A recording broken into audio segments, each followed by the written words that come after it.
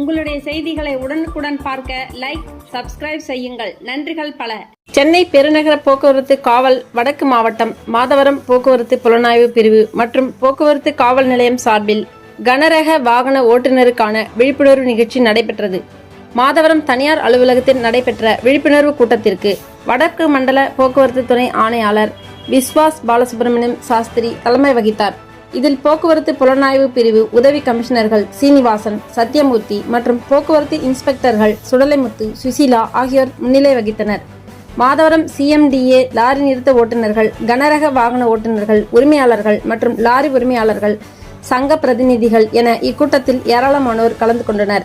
கனரக வாகன ஓட்டுநர்கள் தாங்கள் சாலையில் போக்குவரத்து துறையால் எதிர்கொள்ளும் பிரச்சனைகள் குறித்து எடுத்துக் கூறினார். போட்டீங்கன்னா விபத்து நடக்கிறது கம்மியாகும். இப்ப நாங்களே தப்பு பண்ண நினைச்சா ஏற்கனவே நினைச்சாங்க ஓவர்லோடு ஏற்க மாட்டோம். ஓட்டுநர்கள் பற்றாக்குறை முதல்ல இந்த இண்டஸ்ட்ரியில சார் மெயின் அது. டிரைவரே பற்றாக்குறை, கிளீனர் இல்லை. நான் என்ன சொல்றேன், டிரைவரே பற்றாக்குறை, வீட்டுல ஆணே இல்லை, அப்புறம் எங்க பெண்ணுக்கு பாதுகாப்பு? இதுதான் முக்கியமானது. இன்னைக்கு எதுக்காக சார் ஸ்கில் டெவலப்மெண்ட். நான் இதுதான் போன வாரம் லெட்டர் கொடுத்துக்கிறேன் சென்ட்ரல் மினிஸ்டருக்கு.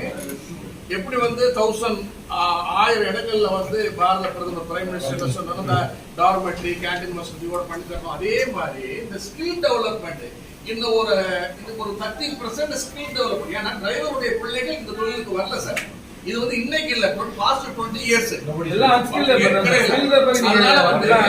இது டிரைவரே இல்ல, அப்புறம் கிளீனருக்கு போறது உதவியாளருக்கு. இப்ப அதனால இந்த 30% ஸ்கில் டெவலப்மெண்ட் இது கண்டிப்பாக தேவை. இல்லைன்னு சொன்னா 5 வருஷத்துல இல்ல 3 வருஷத்துல கம்மிங் 3 இயர்ஸ்ல இம்போர்ட் பண்ணு டிரைவர். இது மெயினானது. இது ஈடி கேஸ பொறுத்தவரை தண்ணி அடிச்சுட்டு இல்ல மது அடிச்சு விட்டு வண்டி ஓட்டுறாங்க. நீங்க சொல்றீங்க லாரியை சீஸ் பண்ணி வைக்கிறோம்.